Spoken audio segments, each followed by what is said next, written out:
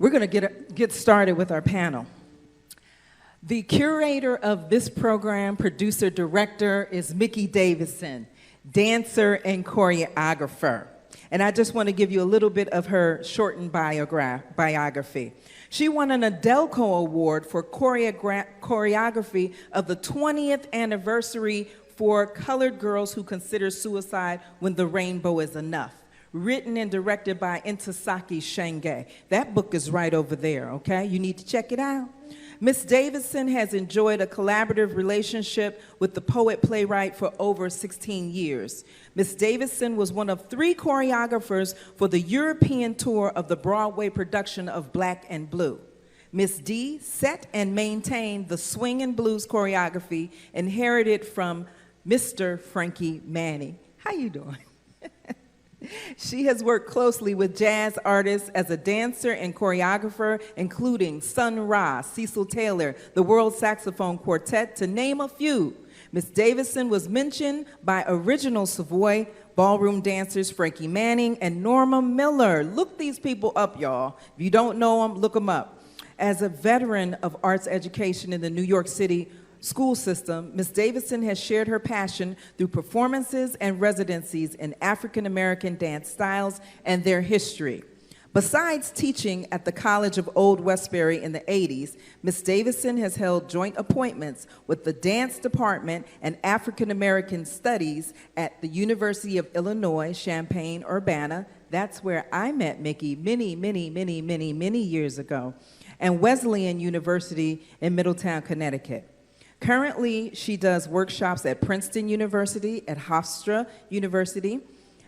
During the school year, these past 5 years, Ms. Davidson has taught and choreographed for Jazz Power Initiative. Ms. D teaches jazz dance at the Louis Armstrong Jazz Camp in New Orleans, Louisiana, and the Gloucester Arts Project in Mississippi during the summer. Mickey Davidson, give it up, y'all. Mickey Davidson.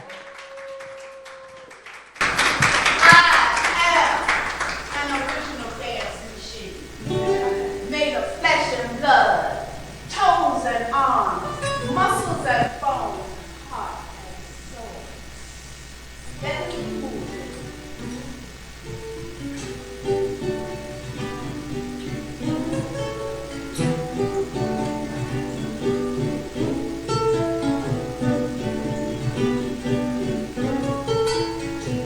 Sometimes I'm taken off by sound of a tambourine, quintets, rhythmic chants, beating vibes, hunting bowls, I can move graceful, like a thread in the wind.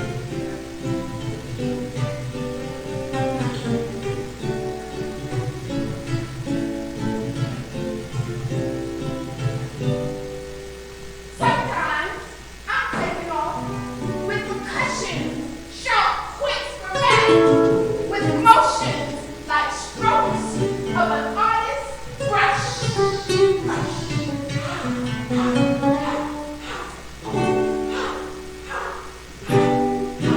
Shoot, shoot, yeah, back, ha.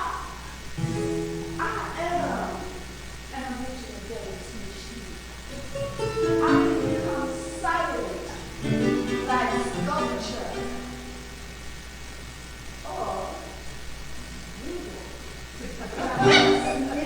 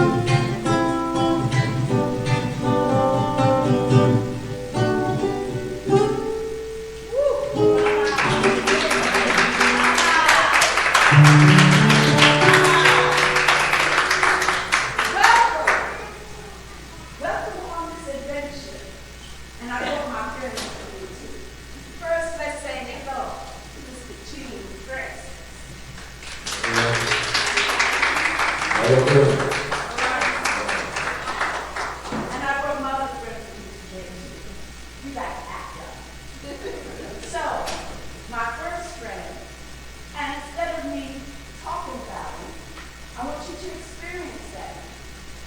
My first friend is my inspiration. She represents the past, the present, and the future of Africa. My friend, Ms. Amani A. Payne.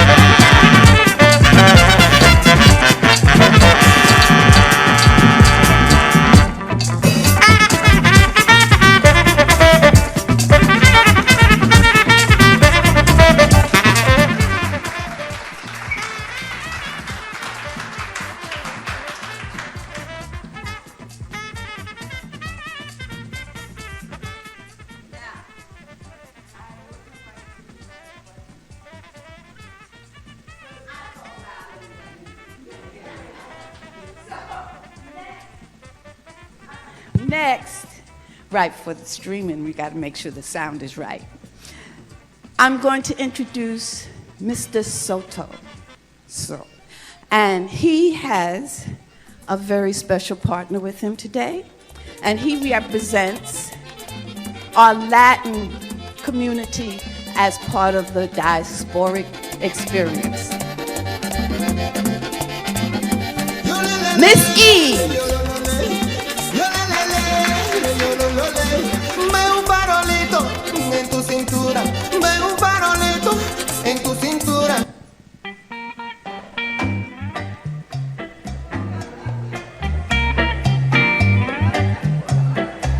You got to change your evil ways, baby, before I stop loving you. You got to change, baby, and every word that I say is true. You got me jumping and running all over town. You got me sneaking and peeping and running you down. This can't go on.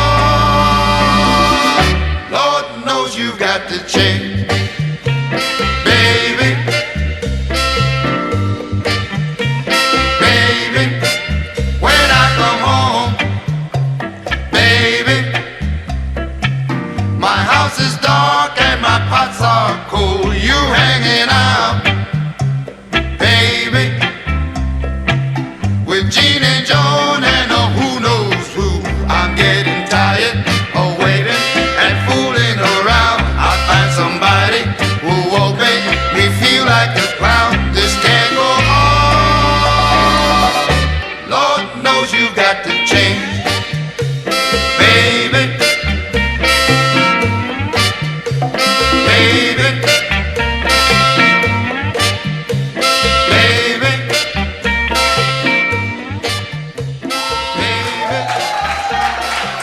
Okay, here's part two, because we're talking about the diaspora. So that's just not one style. And here's a little partner, and we actually got Mr. Soto to dance for us today. I ain't gonna talk too loud because he might not do it. Okay, here we go.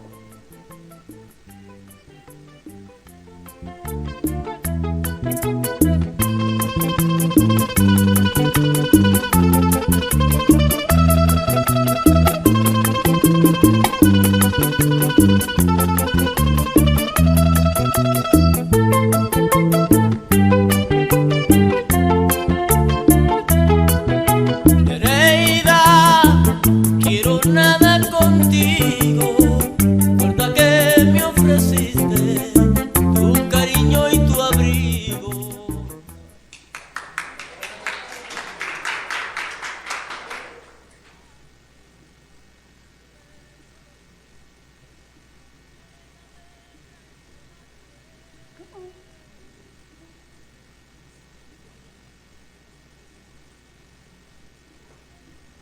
Contando las estrellas, quizás puedo llenar ese vacío que dejó su corazón.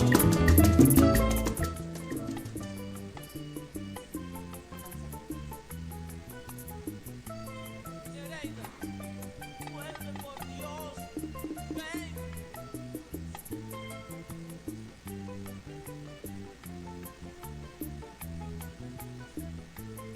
Well, just show us our movements. Yeah. There you go. Little mambo, baby.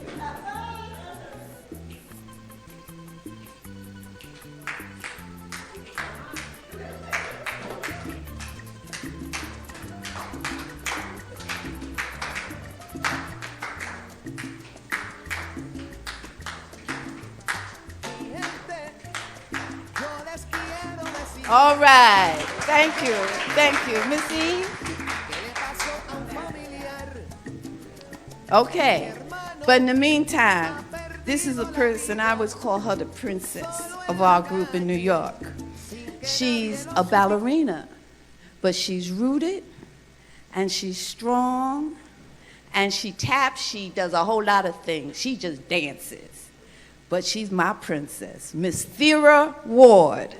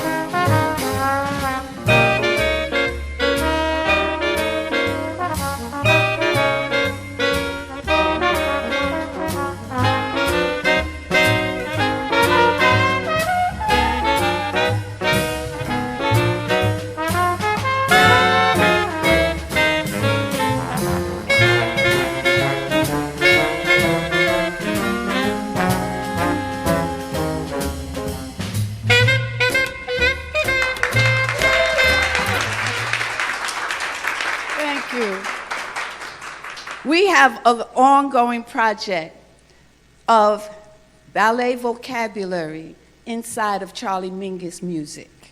And so the first time we did Goodbye Porcupine Hat with a vocalist, this time she got a chance to go through his repertoire and choose the music that she wanted to, and I think she did a good choice.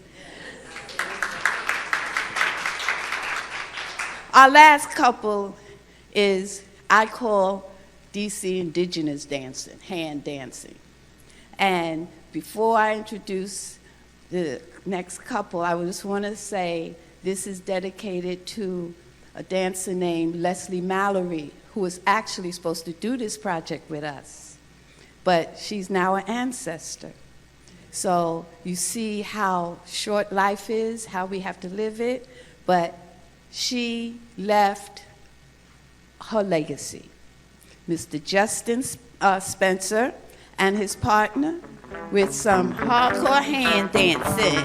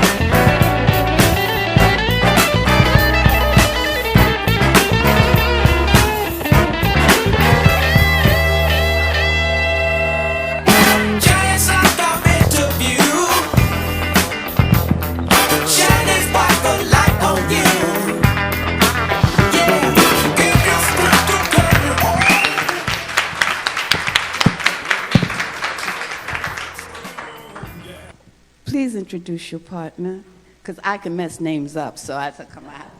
This is Schroeder Noble. Thank you very much.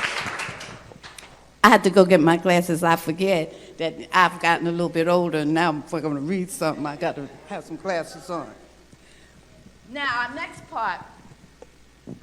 Does anybody here in the audience have any questions for any of the performers you just saw?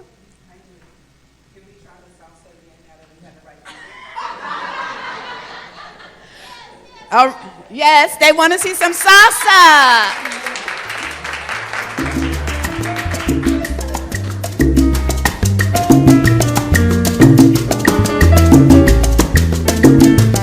Mi gente, yo les quiero decir de una experiencia que le pasó a un familiar. Mi hermano ha perdido la vida solo en la calle, sin que nadie lo supiera. Consejos no cogió, mensaje no escuchó, y por eso él no está conmigo. Estamos todos heridos con la muerte de mi querido hermano. Okay, here comes once again. Are there any questions from the audience? You're not curious about any of these people? Oh, okay, here we go. Where do you teach? Let's just go down the line, no matter where it is. Well, I'm based in Baltimore, Maryland. I teach various places around the country when I'm called to do so. But this summer, in particular, I'm going to be teaching at the Alvin Ailey Intensive Camp in Baltimore at the Peabody Institute.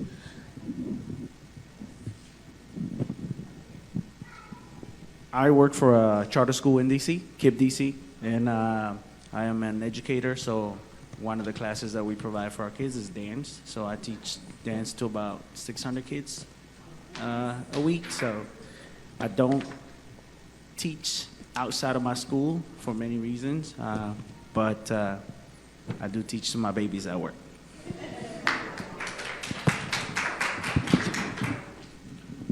I teach on Tuesdays and Fridays in the Baltimore area, Franklin Town Road. I teach from 6 to 7 beginners class and 7 to 8 for intermediate. Hi, I'm a teaching artist. I teach wherever.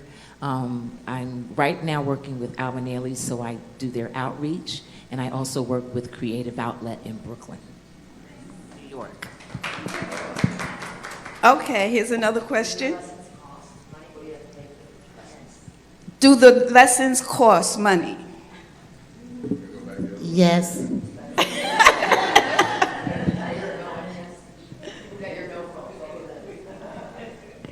All of the hard work that we do is going to cost a little bit of money. So, yeah, no, it costs us money. Yeah.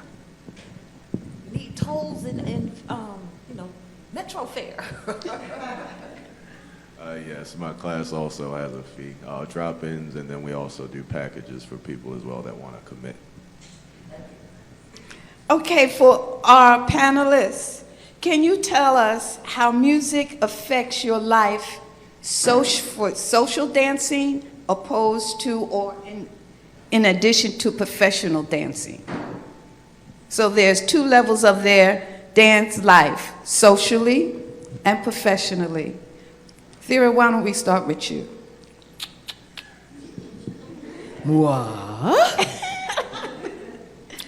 Well, socially, I like learning new things. So if you're in New York, especially in Brooklyn, there is always a new dance you better watch because you miss it. It goes quick. But it's important to keep your finger on the pulse of what's happening and how people hear music and how they move so that you can be a good representation of the people that you represent, the community that you represent. Professionally, since I work in different genres, I love live music. I love live music. And so I used to as a kid growing up with Dance Theater of Harlem, I used to always sit at the end of the pit or in the audience somewhere and just sit and just be under the piano during rehearsals because I just love music. And then for me also, music means a lot to me. And I don't see the musicians as just people playing in the pit. I listen to what they're saying with their instrument. Thank you.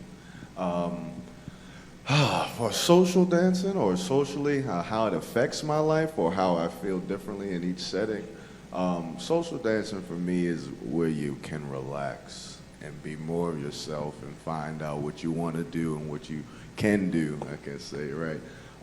So I always feel more comfortable in a social setting. I don't feel like anybody's watching you. You know, you're dancing like nobody's there, and you get in that zone, and that's a better place for me to be more comfortable. But when in a more professional setting, I then have to worry about a lot more variables as far as which way I'm opening, who's looking, which way should I be stanced, and certain things like that. So it definitely gives a lot more pressure, but it makes you zone in and understand what you're doing and what you're doing it for, and you practice and you get ready for things in that type of setting.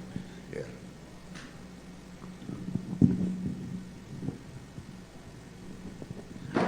For me, socially, I think it changes my mood every time I'm dancing. Without music, we wouldn't be who we are as dancers. And professionally, I think dance is a universal language where we connect with each other no matter where we are. So looking at it from that perspective is always a good way to be open-minded about music, dance in different cultures. For me, music has been like a message. In our political consciousness and cultural consciousness, you'd always find a message in the music. During the days of hardships and slavery and in the past, you could find a message in the music, even if it was just vocal. There was the message. It changes moods. You see colors. It creates conversations. And professionally, music and dance is like a marriage. So you gotta get along. Don't always work, But you find ways to compromise with the music. You find ways to work inside the music, on the music, around the music, through the music, with the music. Just like the marriage, just like relationships. So personally, it's a love of my life. Well, keep the microphone so you'll go next. How do you approach music when you're creating movement? Sometimes the music is in my mind first. Depends on how I'm creating. If I'm working with live musicians, I create that relationship with my musicians, or I know what I want to be able to have that communication with the musicians, so I can get what I need. It's like I said, it's like a marriage. You gotta get what you need. But you gotta know what you want, so you can get what you need. No, it's true. It's true. You know. So what was that question again? I think you just talked about creating that relationship with the musicians and the music to get what you want. She said it. She said it first. And all of that. Okay. Okay. I want to say that to the audience that Thera Ward I've known since she was 15 years old, when she came to stay with a good friend to begin her journey with Arthur Mitchell and become one of the principal dancers at the Dance Theater of Harlem. So we reconnected, and she came down to see me the other day as she was coming for this. But on the Sabbath day, you know, you think about how much is being eroded and things that are just going away. And we think about whether it's climate change or whatever. I think about dance. The Bible is ripe with we should praise God with the song and the dance. And we just assume it's going to be forever here. I look at Thera, I look at this very young dancer here. What are you all doing, and can we do? Because we're taking it for granted. There will always be songs, there will always be singers, there will always be dancers. But we just don't know. Thera was telling me how much when she was looking for her great mentor, Arthur Mitchell, she couldn't find anything on him. What Latin dance? For years when I was growing up, I can't remember the mambo. I remember the music, but who started that? And so what do you as a panelist see here today? How can we make sure that it's not eroded, that it's always there for generations to come? I think that we've all here on the panel do research for development, research for preservation, research and the teaching of our young people. I think most of us who are of that age, especially those of, for instance, Karen, I taught her at Duke Ellington High School in 70s, let's just say that. So for over 55 years of my life, I've been working with children to develop, to teach, not just steps, but history, how it relates to us, especially if it's diversified in terms of cultural diversity, how it relates to us as a people here, and how the connecting element is. It's important to understand connections with music and motion and all this diversity, as you see, that's right up here today. We got to teach the children the truth. Bob Marley said it in his music. Teach the children the truth. And when you teach the children the truth, you get results such as this young lady on our panel today.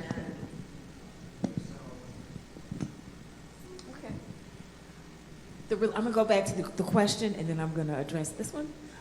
The relationship with musicians for me is critical. And one of the ways that I actually learned about that relationship was actually spending time with jazz musicians, but also in church, in worship. And the two things, I thought they were separate, but they went together. And so I'm finding my language of motion. I'm finding my language of song in this season of my life. And as far as continuing the history, Miss Amanier took care of me in Chicago, just so that you know. While I was doing musical theater, I would go and take dance with Miss Edmontu. Mickey Davidson put the seed in me regarding dance history. And so now I too share about dance history. And I think What I want Eve to know is that you got to be bold. You got to share with people what you know and trust that your body has something to say. Because I was peeping.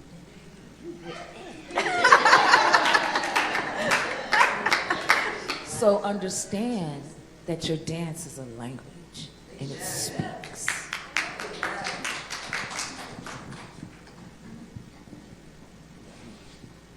You want me to go? So the way I approach my relationship with music is through feelings. I've learned that music makes me feel different kinds of way at different stages of, my life. But also, it can project a feeling when you are performing as a dancer. Eve performed Evil Ways. We listen to the words. What is he trying to get at? Now, what is our movement going to tell the audience? We internalize words in music to project a dance that reflects what the musicians are playing and what they're saying. So when you do a deep understanding of that, you get dancers like Eve, and then, like you said, the history carries on and on and on. No, for sure. That's pretty much my same analysis of it. Music pushes me to do the movement. I don't sit here and make a routine or something like that before I hear the music. I'll hear the music and go through certain phrases and see what it wants me to do. In other words, try to force something that may not even be there, right? So definitely I allow the music to mold and shape what comes out on the dance floor. Yeah. Oh, and to answer your question, it has to be taught in schools. Yes, that is the only way possible that we're going to keep this thing moving through generationally is if we get it in the schools. Miss Leslie, before she passed, was making great strides in trying to make that a thing in the Baltimore area. I know people that work with the National Hand Dance Association. They're trying very hard to get that, and I'm sure they're having great success. I haven't been up to date, but I'm sure they're having great success with getting that into the DC schools, but that's the only way. Well, Ms. Linda Johnson, can you answer how has been the progress of getting hand dancing in the DC schools?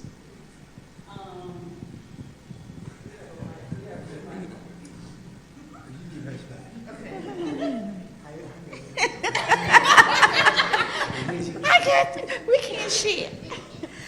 Hi, I'm Beverly Lindsay Johnson, former president of the National Hand Dance Association, but I'm still on the board. I write grants for them and do their PR. But in terms of the question of schools and teaching hand dance in the schools, it's been a challenge. It has been a pure challenge. The only way that you find hand dance in the schools is if you have instructors who teach in a particular school, and then they're allowed to do classes like in the aftercare programs after the school is over. But it's, it might be, right now I know of one school, it used to be two, in which there were hand dance classes after school was over. However, the National Hand Dance Association had an opportunity several years ago to speak with the interim chancellor of DC Public Schools at the time. What has to happen, unfortunately, is if you find someone in administration who understands hand dance, who is a hand dancer, who family members and friends were hand dancers growing up, that's where you get the support. Yeah. So the interim chancellor at the time, she was a hand dancer, and she was trying very hard to break through all the bureaucracy in trying to get hand dance in the schools. It didn't work. Vincent Gray, at the time he was mayor, And he said, I don't know if I can help you because, you know, it's a different political system. So that's the answer to your question. Okay. And so we still want to try. Through grants, we have instruction in like the Boys and Girls Club, and Justin taught at the Boys and Girls Club for a period of time. And we've done some over in Ward 7, Ward 8. And so that's where we stand right now. But during the pandemic, we were shut down for Like everybody. a year and a half or so. So we're just now getting back, you know, into the business that we do. All right, thank you. Keith. So I had a question for Omanie. I know you danced with International African Ballet Company for years. I just wanted you to talk a little bit about how the love for African dance emerged and how it's connected to these other forms of dance that we saw today. You went back there. Okay. Well, first I grew up as a hand dancer, social dancer. It was in my household in Baltimore, like how we said. And so moving from Baltimore, love of African dance. I started African dance in Baltimore from someone from the Olatunji Institute came to Baltimore, and that's where I learned that fabulous dance brought back to America from Pearl Primus, Funga. I think that was a lot of people's first African dance. Matakato, and all those other dances that came with it. And then moving on, I came here to DC in '74, and I worked with Melvin Deal. Melvin Deal and the African Heritage Dancers and Drummers. That's when I had the opportunity. Melvin Deal was a walking library. He was so wise in African culture. He instilled in us the importance of history, the importance of traveling, the importance of knowing, and the importance of being. And if you haven't yet become. Moving from DC, I went to New York for about 13 years. And in New York, you know, that's like a mecca. If you're an artist, you need to be in New York at that time in my life. Let me say that. So the love of African dance, you know, I was at that time, I guess people would say, a space cadet, you know, because my mother had to let go and let God. Because, you know, I was going. You know, not a space cadet in trouble, not a space cadet lost, but just open to where the universe needed me to be. Let me say it like that. And so your families thought you was a space cadet because, Lord help her. Okay, but I got away from Baltimore. And I don't know if y'all been there before. Okay, families was in trouble. Y'all laughing, it's serious. I came back home after 48 years. And I said, oh my God, this is still. So anyway, the love of African dance. And so I saw at the Morris Mechanic Theater in Baltimore in 1972, Les Ballets Africains. And I sat on the back, you know how the chairs sit up? I was sitting up on top of the chair. I said, they can fly. And from there, I wanted to do that. So moving forward, Howard University. Because Melvin Deal was located right there at the PIC building. He was someplace else before, but when I came there, he was at the PIC office right across from Howard University. Yeah. And I said, Howard University, they had Norman Connors, Gene Kahn, his name, John Lucien, and the Dance of Magic. So that Dance Magic. These people from New York came up there doing that same doggone thing I saw Les Ballets African dance doing. I said, I want to do that. When I went to New York, I lived with the people who was the principal dancer. I didn't even know it. I went up there to be an agent for Nago Incense because I knew I could learn dance up there too, what I wanted to do. And in the house that I lived in, they were members of International African American Ballet. So International was the company that gave me the foundation from whence this dance has come and how it has evolved here in the States. It was the organization that put sophistication and took the ooga booga out of African dance here. Because, you know, African dance was called a lot of names here. Ooga booga, that native stuff, primitive, that. All of that. So it put the sophistication in that dance. We learned history, we learned language, we learned songs, we met people, we traveled, we learned about ourselves. Because when you learned about African dance, you're dealing with, during that time, today it's about showmanship, but during that time it was about cultural perpetuation. It was about cultural consciousness. It was about being and becoming your African self and all the other things that might be inside of you. And so that's where that love of African dance came from. Being able to see how other people was inspired through the works that we had done and how other companies emerged from that same seed and how children and families was being fed through that. That's where that love came. From International African American Ballet, I moved on and became the director of Muntu Dance Theater for 33 years in Chicago. When you become a director of an organization like that, you have to know. You have to study. You have to know. I have to keep on saying no because there's a lot of people that don't know deep down inside. But it also taught me to continue to have a student's mind because it doesn't matter how much you know, there's always something else to learn. So that's when my love for it became. And inside of that love, it made me touch on Caribbean dance styles, Latin, the Brazilian dances, the other Caribbean island dances. What else I did? You do everything, honey, so, but we got to move it on. Okay, but he asked the question. Well, you done told the whole history. Thank you. And each person could do a whole hour lecture, you know. Anybody else have? Okay, there's a question back there.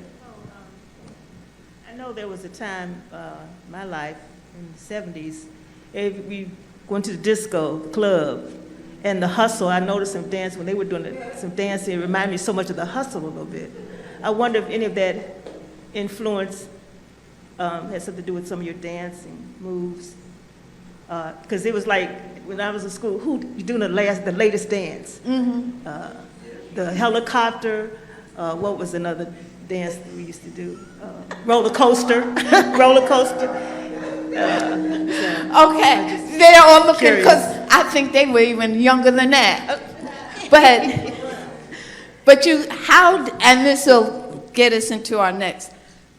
You are walking in the footprints of many great dancers like Louis and Leslie, okay. And as you can see, some of the social dances that have come before.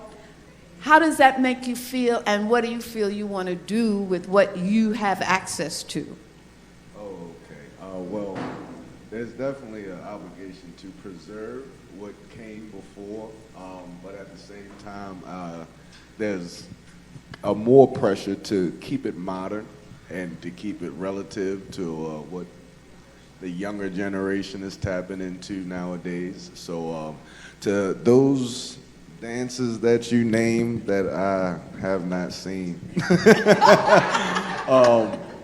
maybe that's telling me that I need to research more in the preservation of the dance and install them and put them into my movement some sort of way. Yes, I need to further. Yes, ma'am, but I'm born in 93. So you got 20 years of research to do, 20 brother. years, yeah, and a long time before that as well. That's kind of going off of what she was saying prior to, is that there's a long history behind all of this, and I haven't yet scratched the surface of what I need to learn. But that is an excellent point, that it's necessary to keep those roots involved in any genre of dance we do, no matter how far it evolves or how far it gets away from what was home, right? I think it's important that we do keep those older generational dances to evolve into the newer generational dance. I'll say this, hustle is still out there. Hustle is very connected to the mambo that we do. By the roots are Eddie Torres in New York back in the 1950s. But hustle was also like of a targeted group of I'm not gonna say people. I'm gonna say it was a target. It was a time when the hustle was targeted back in New York where you couldn't be doing it, right? So at some point it went away. And last year, I was able to go to Jacob's Pillow with my students, and we did a Latin dance with the hustle and mumble in there, kind of like a collaboration. And there, my kids and I learned so much about the history, what went down back in the days. So just to let you know, the hustle is still going. And because of that, because of last year, my kids on the spot were able to learn just by looking how you learn hustle. So it is my job to make sure that I don't dance hustle, but it is my job to make sure that they do learn that as they are with me. So. You know I want to jump up. I'm originally from New York City, but I've been in D.C. since 1976, I think. But I grew up doing the hustle, okay? And back when I was in high school, they didn't call the Latin dance salsa. They called it Latin. If you could Latin, okay, then you had it going on, especially as a black person. If you knew how to Latin, you was all right. So when I moved to D.C. and someone mentioned to me about hand dance, and it was at a time when it was going through an evolution in changing the name of the dance itself. The dance was originally called fast dancing. That's what hand dance was called back in the 60s and early 70s. And then in the late 80s, they changed the name to hand dance. I don't know why. I still don't know why. But when I was introduced to hand dance, I was introduced to the dance at a club called the Eclipse that was on Bladensburg Road. And it was the hand dance club to be at in the 90s until it closed sometime in the 2000s. But the first time I went to the Eclipse, and I just sat there and watched people, and I mean, I always enjoyed partner dancing. So I would just watch and watch and watch and look at people's feet movement and look at how the dance was such a part of the DC community. It was a dance. If you went out as a female, if you went out to a hand dance club, of course it's social dance, but it was togetherness. You could leave your pocketbook in your chair or at your table and no one would touch it from the time you left it there till the time you left. It was community, and it really fascinated me. It was not like a meat market. And so I just sat at the bar and watched and watched and watched on a weekly basis what hand dance was until my feet said, "You're ready." And I mean, and guys would ask me to dance, and I would say no, because I wasn't ready. And then one day I just felt it in my soul that I was ready. And what I would do is, when someone asked me, I would say, "I'm just learning the dance. Just be gentle with me." And when you say that to a gentleman who knows the dance, but you're not quite there with the dance, if you say that to them, they will. But if you don't say anything, they're going to treat you like you know what you're doing. Okay? But anyway, with that, I began to study hand dance as a dance historian. So I go back to Lindy Hop and Jitterbug, okay? Because that's really where the dance came from. Hand dance is a descendant of Lindy Hop and Jitterbug. So anyway, with that, I am not a panelist, so. I just want to say something really quickly. I am taking this all in. This is like a history lesson for me. So I am enjoying myself. And a lot of times in situations like this, people ask, well, what does ballet have to do with diaspora dancing or social dancing? Well, working with Arthur Mitchell, who was born in Harlem, and he was the first African-American male to be with New York City Ballet, which was one of the first ballet companies in America. He didn't just teach us ballet and just throw us out there. He went back to Brazilian rhythms. Rhythm and Tron was a piece that was inspired. He was actually on his way to Brazil before he started Dance Theater of Harlem. So we had Afro-Caribbean training. We had West African training, Graham, Horton, all of it. When we learned things, he would often take it out of the context of a European interpretation, and we would do bossa novas and all kinds of things to get to what we were supposed to do. So for me, it was always a multicultural back and forth. When we used to practice the difficult, the fortes where you spin on one leg and you whip the leg, we would practice that during the disco era to Anita Ward. You can ring my bell, ring my bell. I'm serious. All the girls would practice their 32 fortes to that song. I was determined when the breakdance thing happened and rap was starting, I was gonna be a ballerina, do my spinning on my back, and then get up and do my points. But that was the way that I was brought up into it. So we had to learn partner dances, character dances from Europe, but also Lindy and Swing. When Jerome Robbins came to do Fancy Free, we had to live in that moment in the 40s with the sailors coming back from furlough. He was like, I want you to take us there. So you couldn't just do ballet in the studio. No, you had to live.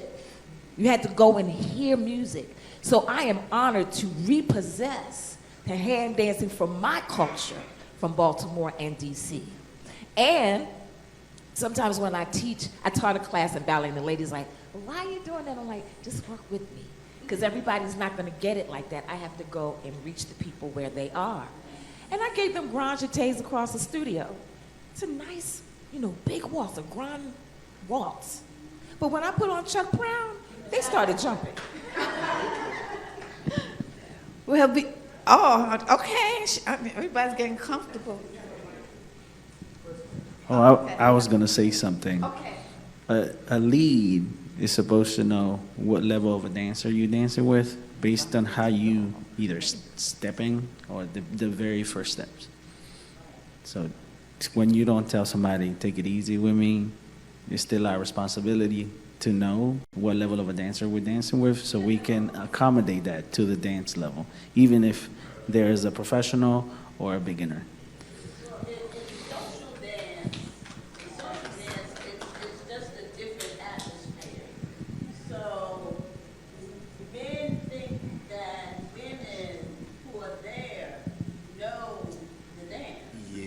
But as a lead, I was going to give her to her, credit of what she's talking about.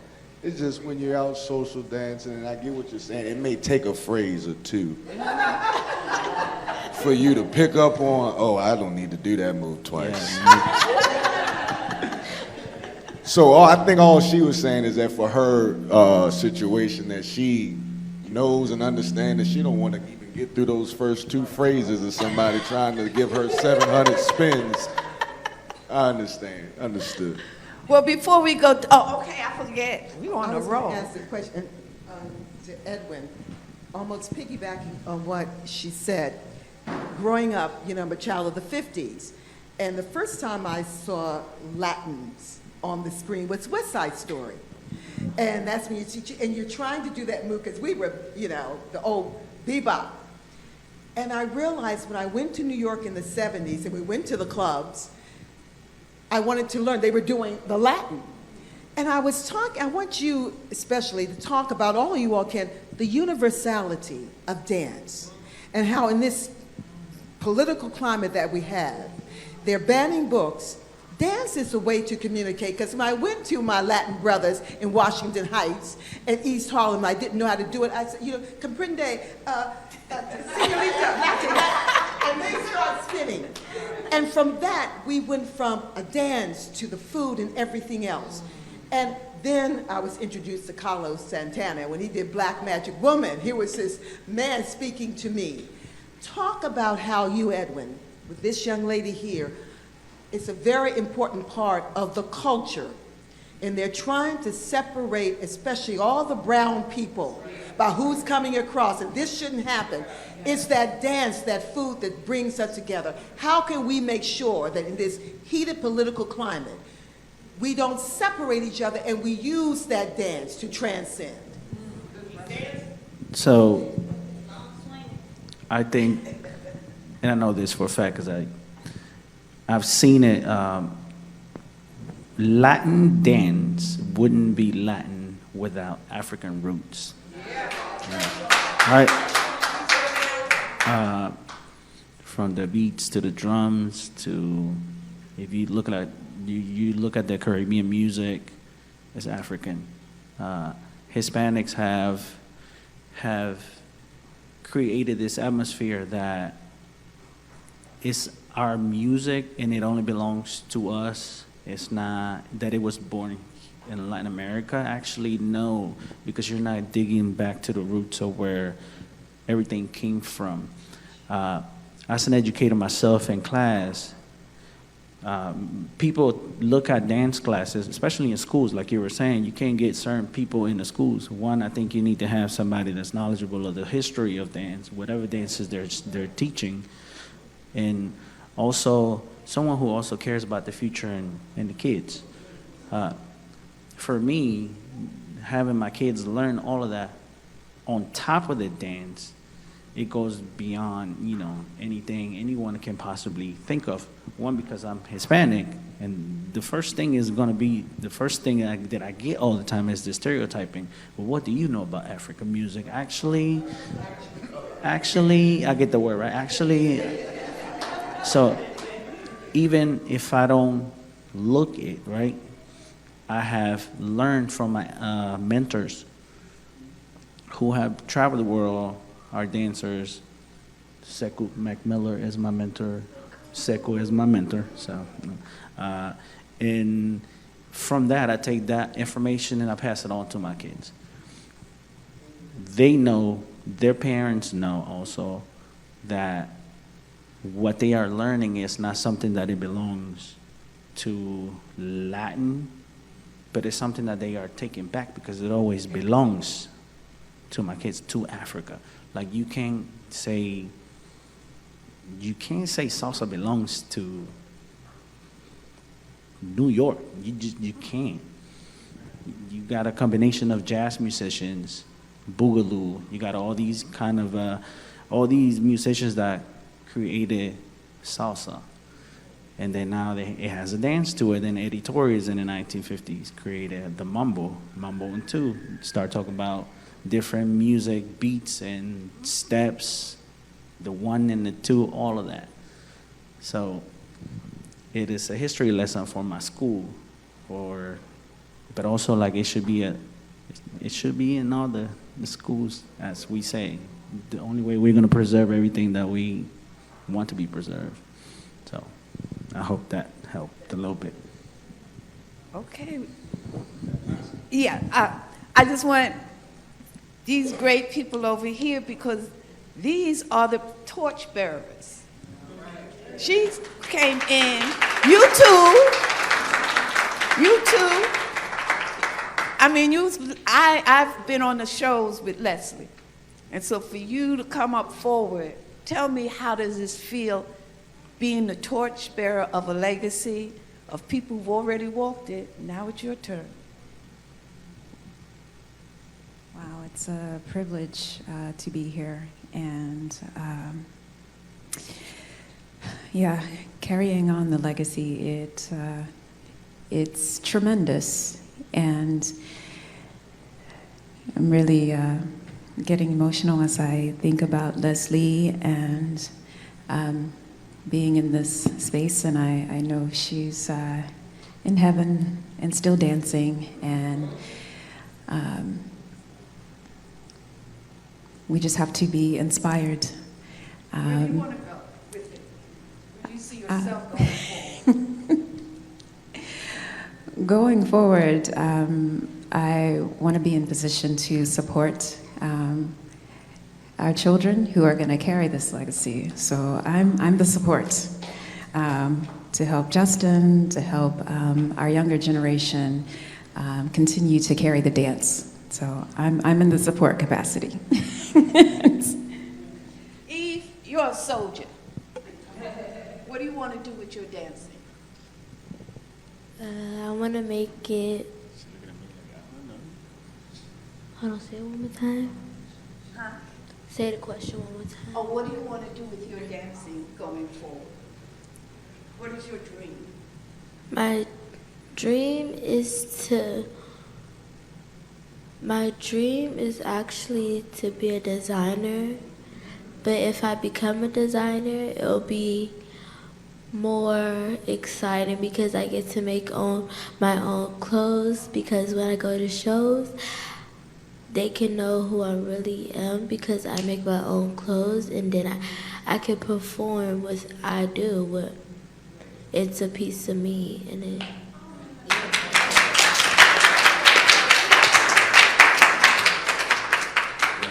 That'd be great. I just wanted to add, because there's a lot of conversation about the history of dance from the African perspective, as a lot of people, all the dancers here know, that there is no fourth wall and there is no separation between music and dance. And I want to approach two particular points. When it comes to the history, we really have to know a lot of this stuff is hidden. Your point, because of the history is hidden, we see separations where they do not exist. So I'm going to try to be brief about this. But couple dancing and rhythmic dancing were never married until the 1500s. Period. In Africa, people danced rhythmically for religious reasons, for ceremonial reasons, for individual and cultural, social expression. But it was always individual. You would watch someone, you would dance together to the drum and face the drums, and the drummers would literally dance with you. It was an exchange, okay? But there was never this couple dancing. The couple dancing started in Europe, okay? And the only time it was married is after conquistadors and other European conquerors in Panama saw Congolese dancers dancing a dance called Nsalabanda. And Nsalabanda, when it was brought to Europe by those Europeans who saw it and tried to codify polyrhythm, they tried to write it down, but they couldn't. Okay? So they did their best, they took it to Europe, and Nsalabanda became Sarabanda in Spain with a Z. And then in France, it became La Sarabande with an S. And then in England, it became the Saraband dance. The Saraband dance is what started couple dancings as we see in the course. Okay, based on what they saw from those Congolese people in Panama.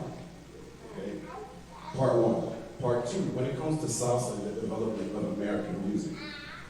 Salsa, what we call salsa, which, before salsa was only titled in New York during the time of Fanina, the Fania All-Stars. Before that, it wasn't salsa, it was everything else that people talk about, from boogaloo to mambo to all these words, from son in Cuba. And actually, the true tradition started in Cuba for particular reasons that are historical and religious, because there was no Inquisition in Cuba. So I'm trying to keep this short. Bottom line is that at the turn of the 20th century, there were two ferry boats a day, not one, two ferry boats a day between Havana, Cuba, and New Orleans. So not only did the music, but the dances developed together.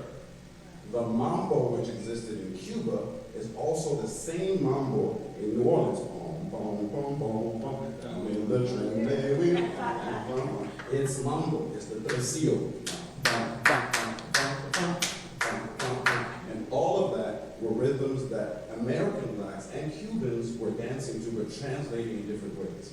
Because in the United States the drum was made illegal, what they did is that they disguised the polyrhythms through the backbeat. But because of the Piedmont and other elements like that, the tresillo, the claves that are 2-3-3-2, 6-8 claves, all that are in Black American music, but disguised so that they would not cause for people to be lynched basically for dancing their stuff. So they disguised it with a backbeat and they put the polyrhythm in the instruments, in the guitar and piano, but they kept the drums going boom, pop, so that nobody would be like, they're doing that booga wooga stuff and lynch people. So they had to disguise it in the United States. But for real, the development of all this harmonically and rhythmically was happening together. And that is the information that's been hidden, makes people think that Latin music, African American music, all that is different. It is not.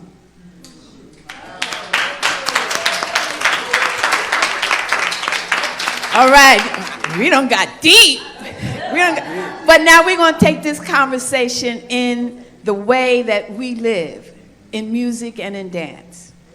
And so I've asked Mr. Gene Francis to come, and he has a whole bag full of musical goodies. And I told him, based on what he sees and hears from our panelists, he's going to share his music with each panelist.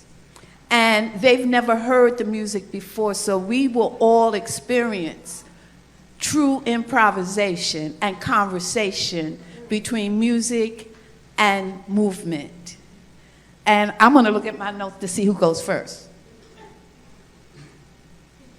We have Mr. Soto and Miss Eve. Miss Eve, you going to handle this? You're going to handle this. You're going to dance to his music. You hear it? This is your freestyle, baby.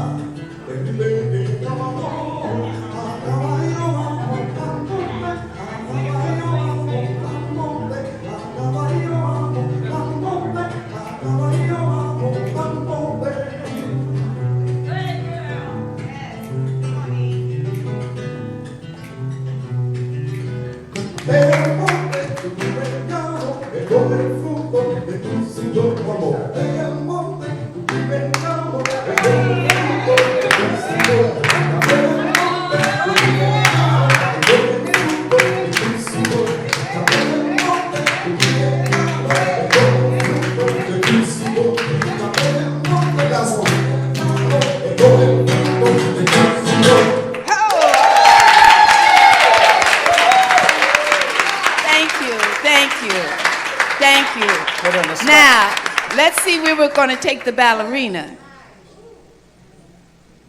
Miss Dira?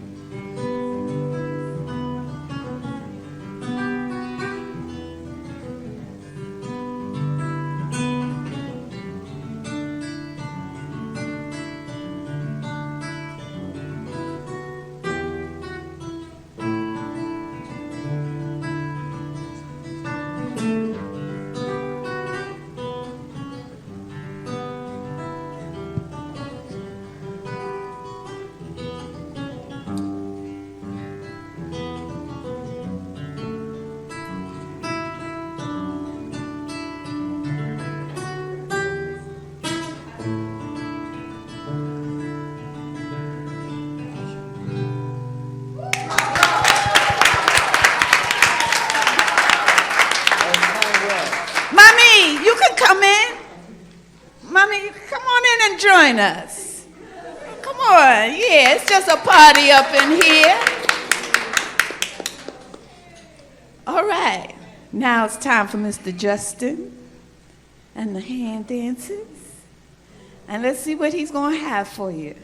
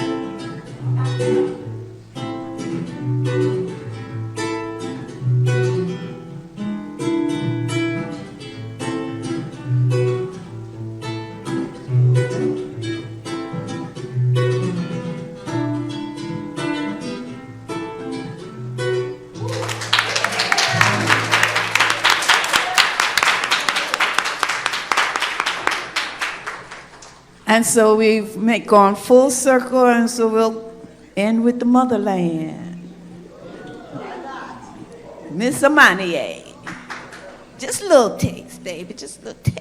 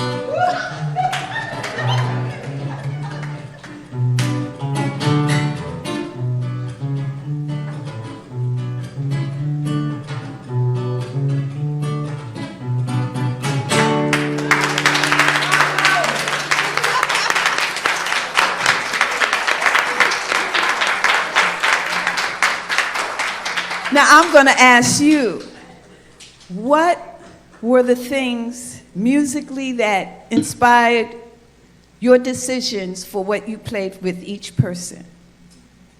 Honestly, I watched the dances before I interacted with them, and that helped a lot for me to see their personalities. So according to which, for instance, for the hand dancers, I noticed that they were dancing to Earth, Wind & Fire. That's what I wasn't expecting, actually. And it gave me the idea of the backbeat that I needed to use. I didn't know what kind of chords I would use, but rhythmically, automatically, I knew where I was. When I saw the ballet, I saw that harmonically, even if I wasn't listening to the music, when I was watching her movements, I'm hearing arpeggios, I'm hearing harmony, like I'm seeing large movements. Nothing that is too jagged, so that's how I picked that African interpretation of something arpeggio. I played something Senegalese that's based on chord. Basically, she made me think of that. And for the Latin dancers, my family in Africa, in Senegal and Cape Verde, all of southern Black Africa was influenced by Cuba to begin with. So what even started me in music to begin with was hearing Cuban music with my family in Senegal. So automatically, as soon as they got up, I picked the first song that I ever heard that was Latin and Cuban that made me love music and the clave. Which is a clave de dedo, by the way. All right. So now I'm going to reverse the question. What did you pick up from the music you heard? Right to the point. It's like, okay, yeah, okay, I know we can go with. Okay, how will I get, how will I go with that? Yeah, definitely that upbeat, more Motown type of sound, like you said. I definitely heard that coming through, and definitely started to attach. There was a song. I just got that boom, boom, boom, boom. Yeah, So like it feels different. You dance to it differently. Not your regular salsa moves. It's more about grooving it, more about enjoying just like the music, no flashy stuff, just like the movement. Yeah. I knew he would know because there's so many iterations of how song and salsa work, and for every color of it, there's a different dance. And he immediately went two songs together when I was playing. And I picked up the melodic African sounds that was coming from you, just missing the balafon. But I played that in my mind. Yeah, good. I can see it. So when you was talking about music, we deal with the heartbeat, and that first initial note that comes from self. So when you understand your heartbeat and how it fits inside the music, you go along with the rhythm. Thank you. And I'm going to ask you the same thing. I had to follow my partner.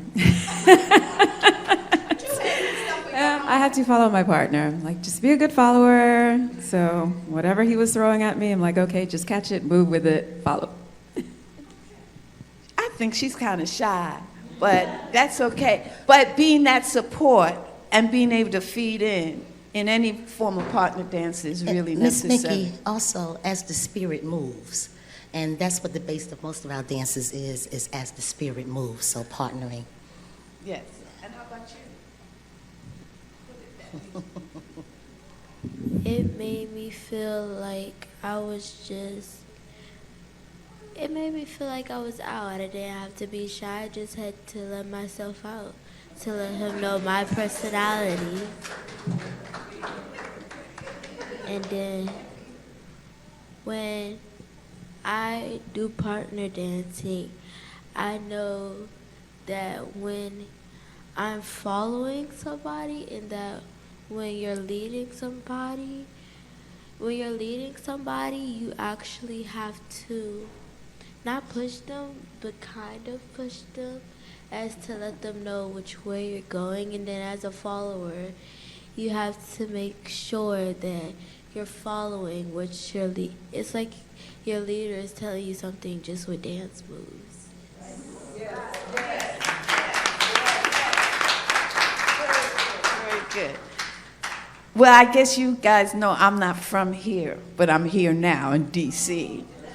So I need some people to tell me something about Chuck Brown. Who can give me information about Chuck Brown? Any kind of information. Father Go-Go music. The Father Go-Go music. That's a right. Okay. Well, I think this band still plays. This band, and they have behind the library here, they have something every year at the park. They have a big, his birthday. I'm a native Washingtonian, and I've listened to Chuck Brown forever. But what a lot of people don't know is he started in jazz. So if you listen to Eva Cassidy, great collaboration with he and Eva Cassidy. So if you listen to that, you hear strums of go-go. And it's really an awesome collaboration. So check him out if you haven't listened to him before. Anytime he plays, you're gonna move. Don't matter what you're doing, you're gonna move. One thing I'm a transplant. I'm not from D.C. I've had the blessing to be New York, Pittsburgh, and D.C. now. But the one thing I found is being here, go-go is real strong.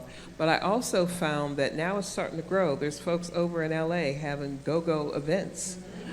And I just saw a video where they were doing go-go in Japan. And I lived in Japan. The Japanese can recreate everything. I was there for 2 years, and so they've got go-go going on there. So I like the fact that it is expanding, but I have to admit, Chuck Brown stuff that's jazz, I prefer. Is jazz. Yes, I'm a transplant too, but with me studying social dance in D.C., I did get the chance to meet Chuck Brown, but I don't know if people know that go-go's, the term go-go started before Chuck Brown. When there were live bands in various clubs in the community, and people would say, "Where are you going?" And they would say, "I'm going to the go-go." Okay. And so bands like the Young Senators and Osiris, they were the bands before the go-go sound, if you will. And then when Chuck Brown came on the scene, Chuck Brown kind of created his own Afrocentrics, you know, rhythm and blues, jazz music, and they transferred that name to go-go. All right, see, that's what happens. You bring the community together and you get information. And I just wanted to say really quick. Go-go was in Europe. Okay, well, you got to ask her now because we getting ready to go on a ride. I looked at Eve, and you know something, I always say this is a Sabbath, so I left church, and God has put it on my heart. You talked about, I looked at you dancing, and I saw Thera Ward in you, and I kept saying, she's going to be another Thera, she's going to be another Judith Jamison. And then when you said you wanted fashion, my heart kind of sank, and I said, and God said, listen, tell her about the fashion of ballet. Do you know how leotards were basically for dancers? They became a fashion staple. The ballerina slippers, they're sold all over the world. And I thought about Vera Wang, the great designer. She went on to design not only for the runway, but for all of the ice skaters. And she talked about how, Vera can tell you, how the dress, everything she has on has to move, how it's supposed to flow. And then I said, thank you, God, she can do both. So you're, Eve, listen to me. I hope that you can join your passion for dance with fashion and ask Thera, it can be done. Every dancer, ask your mentor. Edwin will tell you, you just can't wear any old thing to dance and really want to be able to move in it, but it can become a fashion staple. So I hope you do that.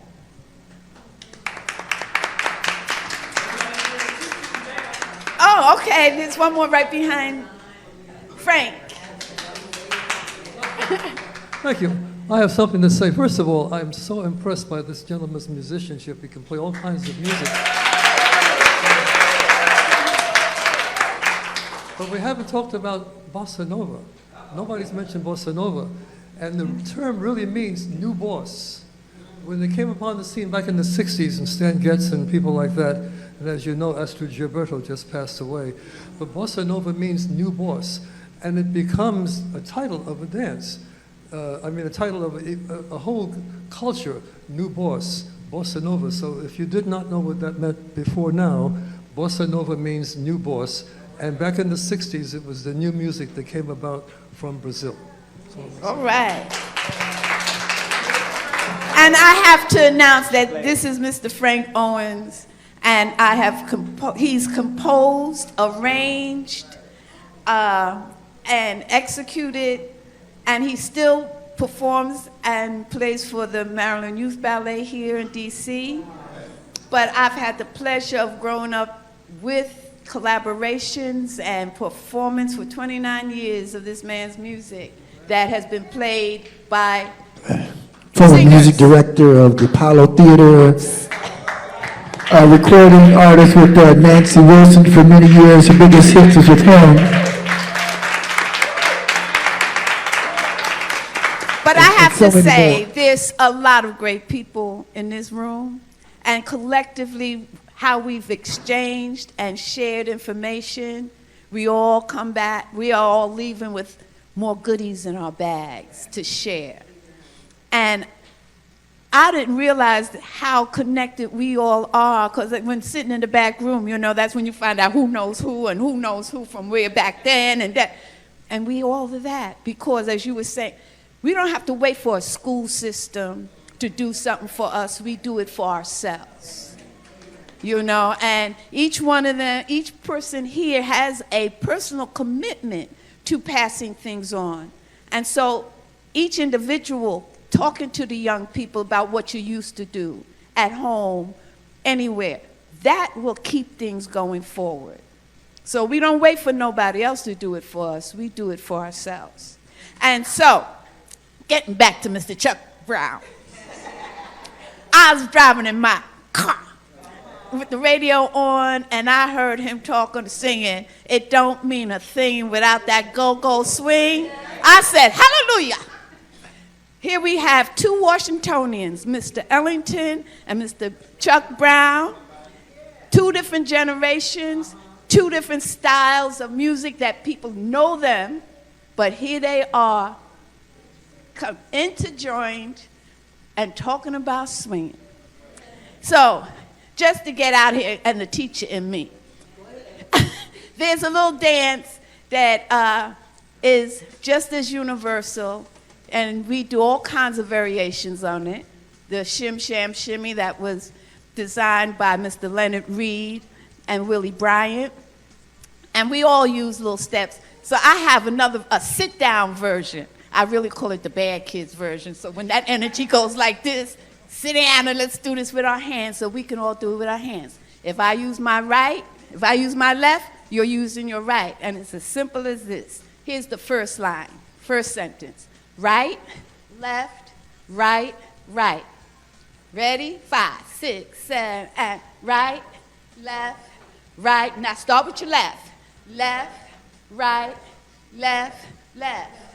Right, left, right, right, and freeze. I'm not going to teach the break today. And you push it, and you push it, and you cross over, and you push it, and you push it, and you cross over, and you push it, and you push it, and you cross over, and you push it, and you push it, and you cross over. Elbows back, back, back. Now you got to look cool and with attitude. Back, back, back, and back, back, back, back, and freeze.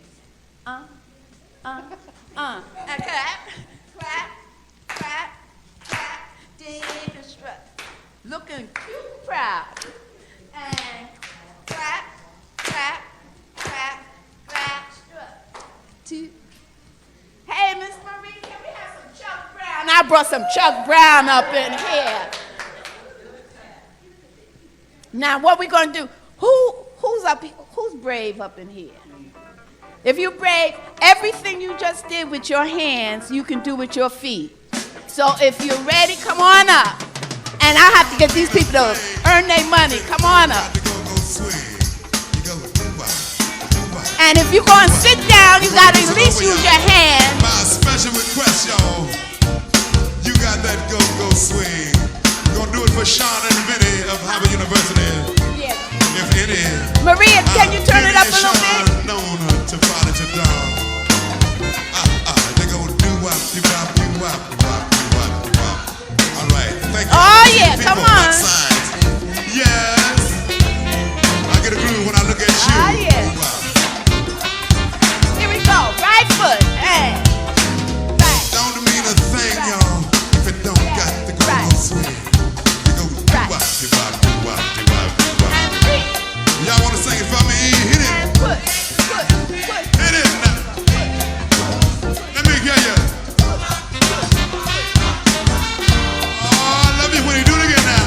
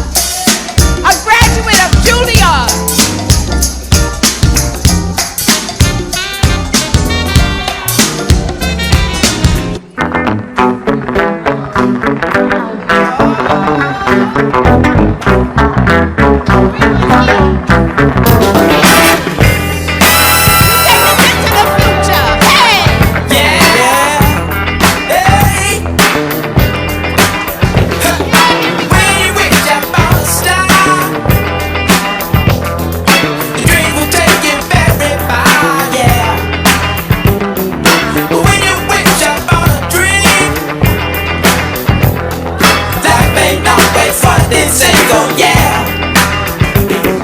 Won't you see your light so clear? Hey, in the sky so very dear, yeah.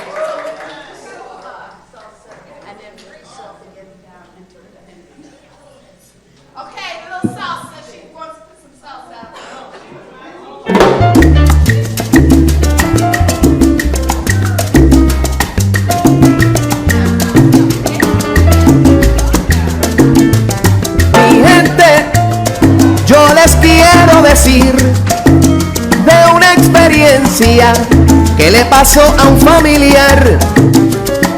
Mi hermano ha perdido la vida solo en la calle sin que nadie lo supiera. Consejos no cogió, mensaje no escuchó y por eso él no está conmigo. Estamos todos heridos con la muerte de mi querido hermano. Dios, quítame este dolor. Hoy yo sé que yo no tengo que vivir de esa manera, en la calle perdido. Solo por hoy yo no quiero beber, no me quiero endrogar. Yo no quiero morir, yo lo que quiero es vivir.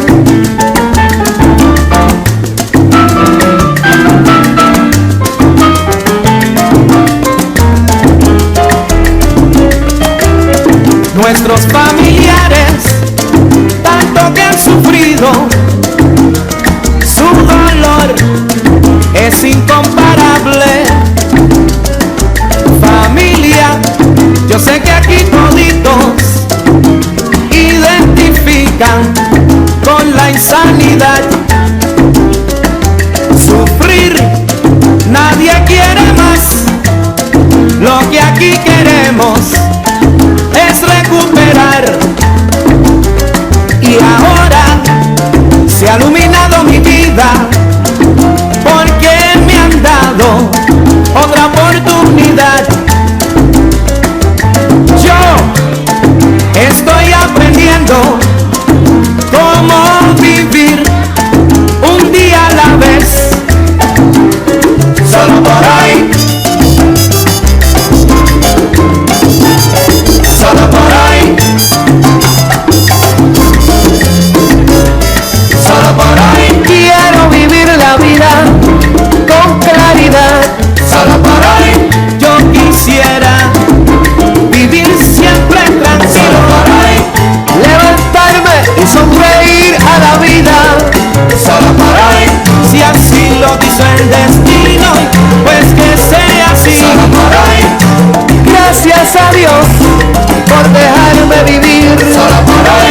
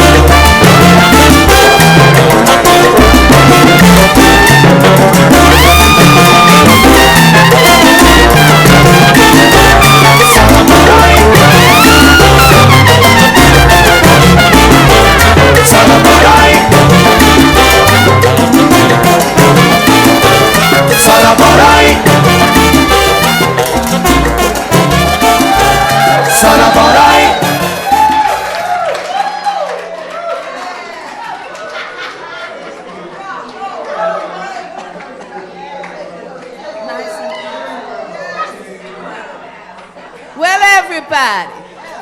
Woo. Everybody just take a deep breath in. Ah. You see the power of music, of movement. Here we don't even know each other, but yet now we all family and community in less than an hour. So I'd like to thank you all for coming out this afternoon. I'd like to thank the people who tuned in to the streaming. Thanks for sharing our time and our energy together. And I'm going to let everybody introduce themselves because that is the power of our individuality that creates community. Starting with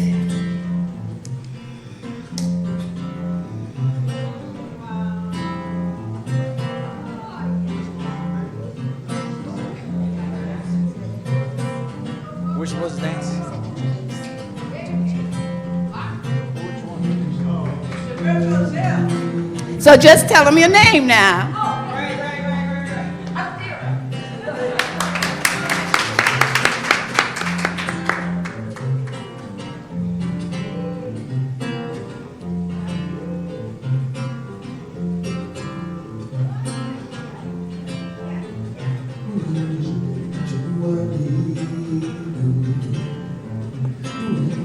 I'm Justin. Hi, everybody. My name is Schroeder Noble.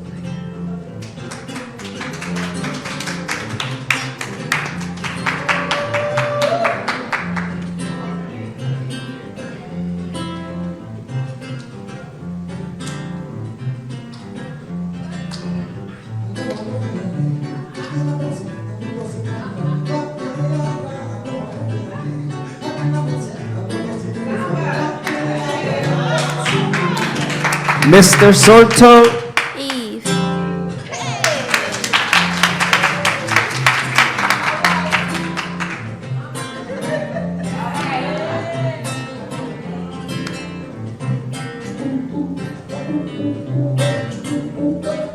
My name is Amani A. Payne.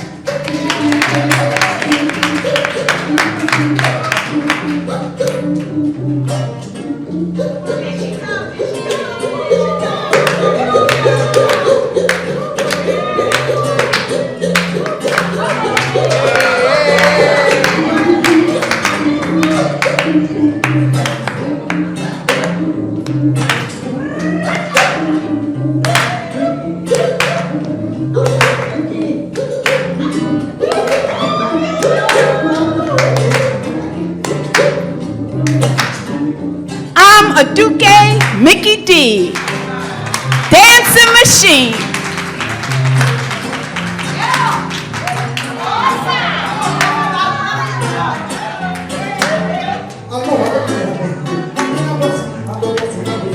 My bonus daughter.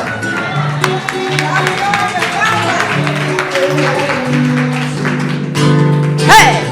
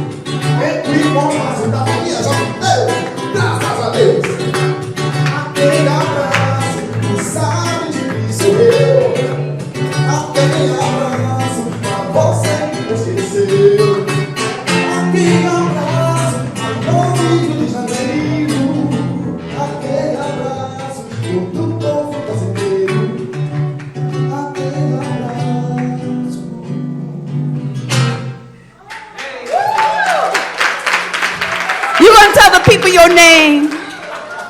My name is Jean-Francis Va. I have a band called Sahel. Sahel, which does the music of the African diaspora, both from the continent, the Caribbean, and Latin America, and of course the United States. And I also have an organization called Black Atlantic, which does the history of the African diaspora through its arts. Thank you. I want to, oh, okay.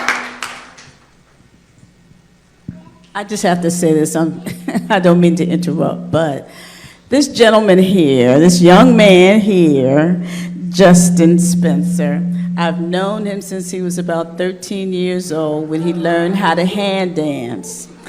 And I used to produce a show on DC Cable called DC Dancing Teens. And it was a show about, you know, that was kind of like the Teen-A-Rama dance party of its day. And it was all teenagers who hand danced. And there was about maybe 10 episodes that ran, but he was one of the principal dancers at that age. And I've watched him mature and grow, and And while I have the time, I gotta give you your flowers. Right? Thank you so much for giving me those opportunities. Without you and the National Hand Dance Association, none of that would have been possible. So thank you.